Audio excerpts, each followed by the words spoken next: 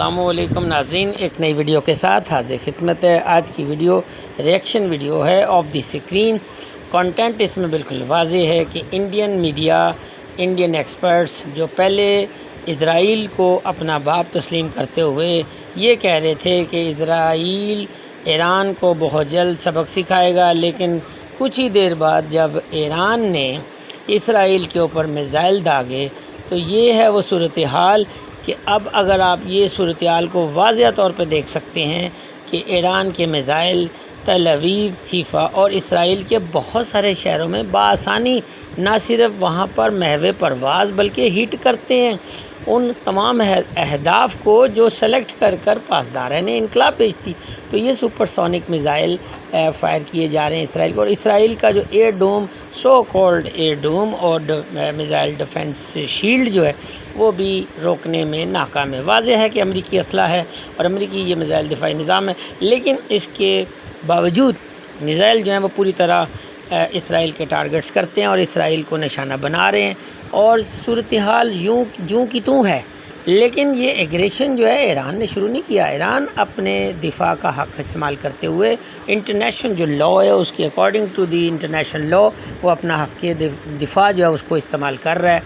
ज़ाहिर है एक कौम के ऊपर आप चढ़ दौड़ें और ये मुसलमान असूल एक ऐसा नैरेटिव बिल्ड कर दिया जिसकी कोई सिरे से कोई ग्राउंड रियलिटीज़ ना हो, और ये जवाब बनाया जाए कि आपके पास न्यूक्लियर वेपन है और उसको, और ये नेतन्याहू 30 साल से कभी भी उसने सच नहीं बोला, उसका दावा 30 साल से झूठा है। 1996 से अगर आप ले लें 2006 तक उसका नैरेटिव आगे से यही चलता है। फिर उसके बाद अब 2025 है, वो कभी भी ये नहीं साबित कर सका कि ईरान के पास एटमी या न्यूक्लियर वेपन है, और अमेरिकन इंटेलिजेंस खुद से ये बात बता चुकी है।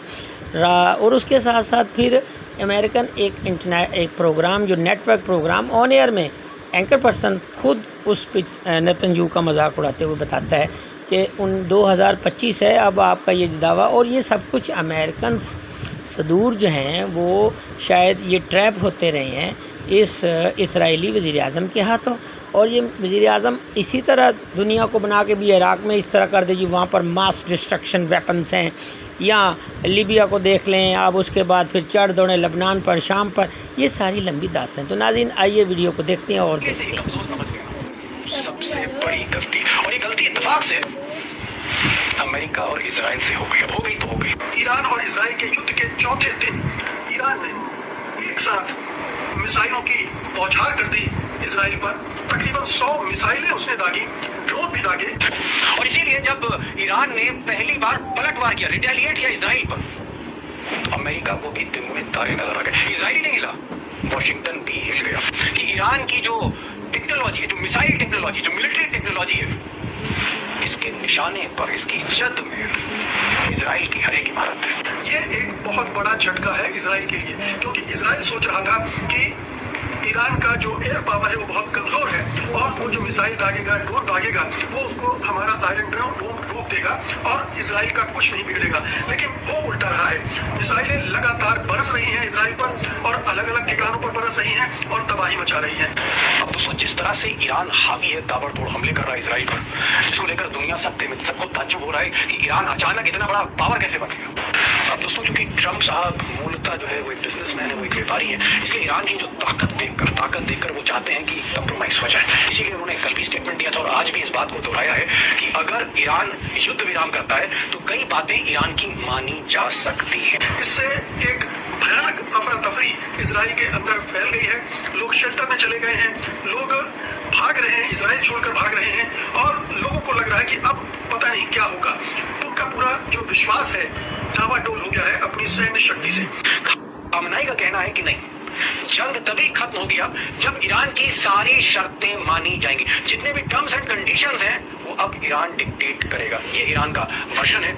अब आप कह सकते हैं कि इसका मतलब यही है कि फिलहाल इस जंग में कोई पाकिस्तानी एनालिस्ट नहीं है, ये इंडियन एनालिस्ट है। अगर आप इंडिया का इस वक्त सरकार का मौक़िफ़ देखें, उनके गोदी मीडिया का मौक़िफ़ देखें, जब से ये कॉन्फ्लिक्ट शुरू हुआ है उसके फ़ौरन बाद से उन्होंने बड़ी बड़ी बातें शुरू कर दी कि 3 दिन के अंदर ईरान ख़त्म, बिल्कुल वैसे ही जितना पाकिस्तान के साथ वो करते रहे। पाकिस्तान में सिविल वार शुरू हो गई, पाकिस्तान के लाहौर पर कब्जा हो गया, ये घुस गई सेना वगैरह।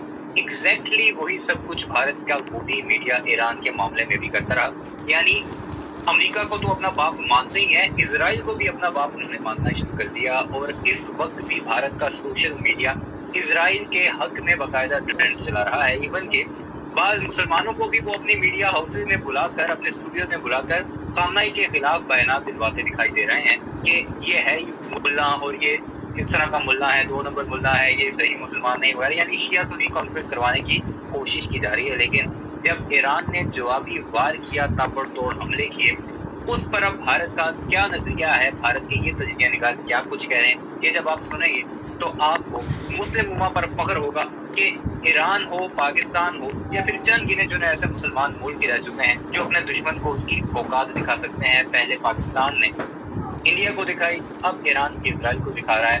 बिल्कुल इजराइल के पास पावर ज्यादा है, उसकी एयरफोर्स तकड़ी है, उसके पास अमेरिका है, बरतानिया है, बाकी यूरोप के मुमालिक हैं जो उसकी हिफाजत के लिए मरे जा रहे हैं। लेकिन फिर भी ईरान ने ये तो दिखाया है कि वो एक जिंदा कौम है। आपको दिखाते हैं बाकी सारे मामले पर क्या कुछ कह रहे हैं। किसी भी जंग में दुश्मन को पहले से ही कमजोर समझ लेना सबसे बड़ी गलती, और ये गलती इत्तेफाक से अमेरिका और इजराइल से हो गई। अब हो गई तो हो गई। और इसीलिए जब ईरान ने पहली बार पलटवार किया, रिटेलिएट किया इजराइल पर, तो अमेरिका को भी दिन में तारे नजर आ गए। इजराइल ही नहीं हिला, वॉशिंगटन भी हिल गया। सच्चाई है आज की तारीख में कि ईरान की जो टेक्नोलॉजी, जो मिसाइल टेक्नोलॉजी, जो मिलिट्री टेक्नोलॉजी है, इसके निशाने पर, इसकी जद में इजराइल की हर एक इमारत है। और कहने वाले कह रहे हैं कि ईरान की जो हाइपरसोनिक मिसाइल है वो इजराइल के प्रधानमंत्री नेतन्याहू के घर के करीब तक पहुंच गई है। ये अलग बात है कि अमेरिकी मीडिया ने इस बड़ी खबर को दबा दिया। ईरान और इजराइल के युद्ध के चौथे दिन ईरान ने एक साथ मिसाइलों की बौछार कर दी इजराइल पर। तकरीबन 100 मिसाइलें उसने दागी, ड्रोन भी दागे। और तारीफ की बात यह है कि इनमें से अधिकांश इजराइल में निशाने पर लगी। उसने इजराइल की राजधानी तेल अवीव, यरूशलेम और डिमोना परमाणु रिएक्टर को टारगेट करके मिसाइल फेंकी थी। और वो मिसाइल, बहुत सारी मिसाइलें आयरन डोम को छकाती हुई निशाने पर जा लगी है। ये एक बहुत बड़ा झटका है इजराइल के लिए, क्योंकि इजराइल सोच रहा था कि ईरान का जो एयर पावर है वो बहुत कमजोर है और वो जो मिसाइल दागेगा, ड्रोन दागेगा, वो उसको हमारा आयरन डोम रोक देगा और इजराइल का कुछ नहीं बिगड़ेगा। लेकिन वो उल्टा रहा है। मिसाइलें लगातार बरस रही हैं इजराइल पर और अलग अलग ठिकानों पर बरस रही हैं और तबाही मचा रही हैं। इससे एक भयानक अफरा तफरी इजराइल के अंदर फैल गई है। लोग शेल्टर में चले गए हैं, लोग भाग रहे हैं, इजराइल छोड़कर भाग रहे हैं। सोशल मीडिया पर आपने वीडियो देखे होंगे, ईरान के लोग जब मिसाइल ऊपर से जा रहे होते हैं तो अल्लाह अकबर के नारे लगाते हैं, जबकि इजराइल की तरफ क्या हो रहा है, लोग शेल्टर ढूंढ रहे हैं। एहतजाज शुरू हो चुके हैं, वहाँ पर लोग एक दूसरे के साथ लड़ रहे हैं क्योंकि लोग ज्यादा हैं, शेल्टर्स कम हैं। तो इससे या तो इजराइल से भागने की कोशिश हो रही है या फिर शेल्टर ढूंढने की कोशिश की जा रही है। और लोगों को लग रहा है कि अब पता नहीं क्या होगा। तो उनका पूरा जो विश्वास है डावाडोल हो गया है अपनी सैन्य शक्ति से। अब दोस्तों, जिस तरह से ईरान हावी है, ताबड़तोड़ हमले कर रहा है इजराइल पर, जिसको लेकर दुनिया सबको ताज्जुब हो रहा है कि ईरान अचानक इतना बड़ा पावर कैसे बन गया। दरअसल ये कोई चमत्कार नहीं है। ईरान जो कुछ, जिस तरह से इजराइल को और अमेरिका को बैकफुट पर ले जा रहा है, ये कोई सरप्राइज नहीं है, बल्कि 20-25 वर्षों से ईरान लगातार मिलिट्री और मिसाइल टेक्नोलॉजी पर रिसर्च कर रहा है। और उसका जो रिसर्च और डेवलपमेंट है, आप कह सकते हैं कि वो चाइना, रशिया, फ्रांस और अमेरिका के बिल्कुल करीब है। और इस कड़ी में ईरान की जो हाइपरसोनिक मिसाइल है फतेह, जो साउंड की, ध्वनि की स्पीड से 5 गुना 10 गुना ज्यादा है उसकी रफ्तार, उसको अमेरिका का एयर डिफेंस सिस्टम रोक नहीं पा रहा है, उसको इजराइल का एयर डोम रोक नहीं पा रहा है। और इसीलिए ईरान जहां चाह रहा है उस इमारत पर मिसाइल गिरा रहा है। अब चाहे वो मोसाद का दफ्तर हो या फिर डिफेंस हेडक्वार्टर हो, यहाँ तक कि अमेरिका की एम्बेसी है, वहां तक भी मिसाइल ईरान की हमला कर रही है। अब दोस्तों, क्योंकि ट्रम्प साहब मूलतः जो है वो एक बिजनेसमैन है, वो एक व्यापारी है, इसलिए ईरान की जो ताकत देखकर वो चाहते हैं कि कंप्रोमाइज हो जाए। इसीलिए उन्होंने कल भी स्टेटमेंट दिया था और आज भी इस बात को दोहराया है कि अगर ईरान युद्ध विराम करता है तो कई बातें ईरान की मानी जा सकती हैं। ये ट्रम्प साहब का ऑफर है, बिजनेसमैन ट्रम्प का ऑफर है। ये क्यों हुआ? क्योंकि इजराइल के पास मिसाइलों का जखीरा है। उसने फतह 1, फतह 2, खोरम शहर 4, इमाद और कद्र जैसी बैलिस्टिक मिसाइलें दागी हैं। कुछ हाइपरसोनिक भी थी और इनकी गति 1500 प्रति घंटा से लेकर 18,500 माफ कीजिएगा 15,000 से 18,500 किलोमीटर प्रति घंटा थी। अब ये इजराइल की रक्षा प्रणाली के लिए बहुत बड़ी चुनौती बन गई। इनको रोकना वो रोक नहीं पाए और इसकी वजह से इजराइल के कम से कम 30 ठिकानों पर ईरानी मिसाइलों ने जोरदार हमले कर दिए। इससे जो इजराइल की रक्षा नीति थी, रणनीति थी, उसकी लीडरशिप का जो कैलकुलेशन था वो सब गड़बड़ा गया है और वो हक्का बक्का है कि अब ईरान को रोका कैसे जाए। ईरान को रोकना अब मुश्किल हो रहा है। रोकने की एक ही सूरत है कि इजराइल खुद रुक जाए, लेकिन इजराइल का रुकना उसकी एक तरह से हार होगी, इसलिए वो रुकना भी नहीं चाहता है। वो जवाबी हमले भी कर रहा है और अब उसे ये भी महसूस हो रहा है कि उसका गाँव उल्टा पड़ रहा है। तो इस परिस्थिति से निकल यहाँ पर सबसे अहम बात यह है कि अगर आप ज्योग्राफी देखें, आप एरिया देखें इस मुल्क का कितना है, तो इजराइल जो है वो छोटा सा है। आप इसे कंसिडर कर सकते हैं कि लाहौर इतना टोटल इसका रकबा है और दूसरी तरफ ईरान बहुत बड़ा है। और इजराइल को अगर ईरान को फतह करना है, उसे तबाह करना है, तो ईरान के कोने कोने पर उन्होंने अपने मिसाइल छिपा रखे हैं, वहाँ पर अटैक करना होगा। जबकि ईरान ने एक छोटे से एरिया को टारगेट करना है या फिर वो एरिया जहाँ पर इलीगली सेटलर जो है वो बसा रखे हैं इजराइल ने। तो इसलिए ईरान के लिए ये भी एक फायदे की चीज़ है कि इजराइल को नीचे गिराने के लिए या उस पर अपना दबदबा कायम करने के लिए उसे एक बड़ा एरिया नहीं चाहिए। तो इसी वजह से इस वक्त ईरानी जो है वो एक अपर हैंड ज़रूर रखते हैं। बेशक उनके पास वसाइल कम है क्योंकि इजराइल के साथ अमेरिका है, यूके है, दूसरे ममालिक हैं और वो सब उनकी मदद को पहुँचे। कैसे उधर ईरान का कहना है, जो ईरान के सर्वोच्च नेता हैं खामनेई साहब, खामनेई का कहना है कि नहीं, जंग तभी खत्म होगी अब जब ईरान की सारी शर्तें मानी जाएंगी। जितने भी टर्म्स एंड कंडीशंस हैं वो अब ईरान डिक्टेट करेगा। ये ईरान का वर्जन है।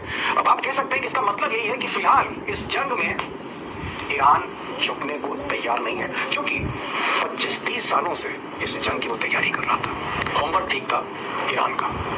अब उसने जिस तरह से जवाबी पहला जो झटका लगा ईरान को वो जो है वो बहुत बड़ा झटका था, क्योंकि इजराइल की जो प्रिपरेशन थी, उसकी खुफिया एजेंसी की प्रिपरेशन थी, उसने खुफिया एजेंट्स जो अपने वहाँ पर बिठा रखे थे, बाकायदा एक अड्डा बना रखा था जहाँ से ड्रोन ऑपरेट हुए और एक एक चुन चुन कर प्रिसाइज अटैक किया गया। जहाँ जहाँ लीडरशिप मौजूद थी, खासकर आर्मी की या फिर इनके साइंटिस्ट मौजूद थे।